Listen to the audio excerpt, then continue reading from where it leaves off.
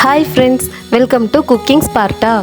இன்னைக்கு நாம ரொம்ப டேஸ்டான கத்திரிக்காய் வறுவல் எப்படி செய்யறதுன்னு பார்க்கலாம். இந்த கத்திரிக்காய் வறுவல் பருப்பு சாதம், தயிர் சாதம், ரசம் சாதம் எது கூட வச்சு சாப்பிட்டாலும் ரொம்ப டேஸ்டா இருக்குங்க. இது ரொம்ப சிம்பிளான ரெசிபிங்க. நீங்க செஞ்சு பாருங்க, உங்களுக்கே இந்த டேஸ்ட் ரொம்ப பிடிக்கும். வாங்க வீடியோக்குள்ள போகலாம். ஃபர்ஸ்ட் ஸ்டவ் ஆன் பண்ணி ஒரு கடாயை அடுப்புல வச்சு கடாய் சூடானதும் 3 டேபிள் ஸ்பூன் எண்ணெய் சேர்த்துக்கலாம். அடுத்து எண்ணெய் சூடானதும் 1 டீஸ்பூன் கடுகு சேர்த்துக்கலாம்.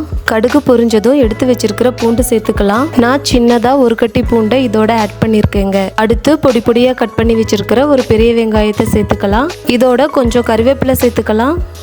இதை எல்லாத்தையும் நல்லா வதக்கிக்கலாம். ஆனியன் கோல்டன் ப்ரௌன் ஆகிற வரைக்கும் நல்லா வதக்கிக்கலாம். அடுத்து இதோட கட் பண்ணி வச்சிருக்கிற ஒரு தக்காளி ஆட் பண்ணி நல்லா வதக்கி விட்டுக்கலாம். இப்போ இந்த மாதிரி 4 கத்திரிக்காய் எடுத்து நீளமாக கட் பண்ணி ஒரு பவுலில் இருக்கிற தண்ணியில் போட்டு வச்சுக்கலாம். இப்போ கட் பண்ணி வச்சிருக்கிற கத்திரிக்காயை இதோட சேர்த்துக்கலாம். இதை லைட்டாக வதக்கி விட்டு இதோட 1/4 டீஸ்பூன் மஞ்சள்தூள் சேர்த்துக்கலாம்.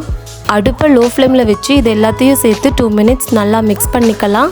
கத்திரிக்காய் வேகிறதுக்கு தண்ணி ஊற்றக்கூடாது, எண்ணெயிலேயே வேக வைக்கணுங்க. அதனால் கடாயை மூடி வச்சு 10 மினிட்ஸ் அடுப்பை லோ ஃப்ளேமில் வச்சு வேக விடலாம். நடுவில் மூடியை தூக்கி விட்டு கத்திரிக்காயை கிளறி விட்டுக்கலாம். இப்போது ஒரு மிக்ஸி ஜாரில் 1 டீஸ்பூன் சீரகம், 1 டீஸ்பூன் மிளகு, 1 டீஸ்பூன் சோம்பு எல்லாத்தையும் போட்டு அரைச்சி எடுத்துக்கலாம்.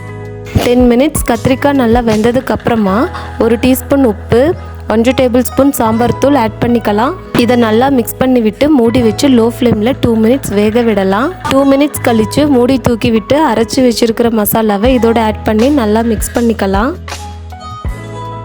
கடைசியாக கறிவேப்பிலை ஆட் பண்ணிக்கலாம். கொத்தமல்லி யூஸ் பண்ண வேண்டாங்க. கத்திரிக்காய் வறுவல் ரெடி.